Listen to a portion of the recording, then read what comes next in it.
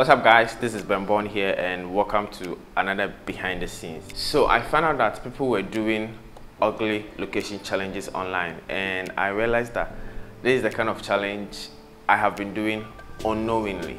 I'm the kind of fashion and portrait photographer who is always shooting in ugly locations, uncompleted buildings, old buildings, rusted environments. That's the kind of locations I've been always shooting. If you watch most of my videos, you realize that I'm always shooting in these environments. So finding out that people were making a challenge out of it was quite interesting, because to me it's not been a challenge, it's been my reality. Like that's the kind of locations that I prefer to shoot most of the times. That kind of contrast of having a nicely dressed model in a trashy environment is what interests me.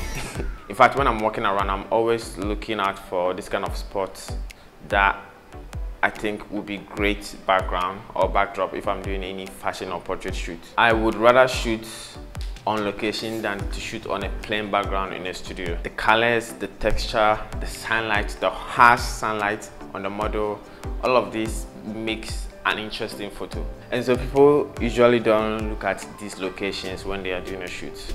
I tend to pay attention to every detail when I'm walking around. I'm always looking for spots, new spots, interesting wall with a nice texture, anything that can make my photo more interesting. And I always shoot this kind of locations in two ways. Either I close up my aperture, shoot like f9, f10, f11 and get the details of the environment, or I blur out by shooting at the widest aperture. Some backgrounds are more interesting when you blur them out.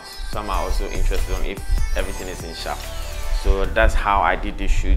The first set was shot at f10, f11, and then the second set was shot at f2.8 to blur the background to make it more interesting. So I won't talk much, I'll let you guys see the real ugly location challenge.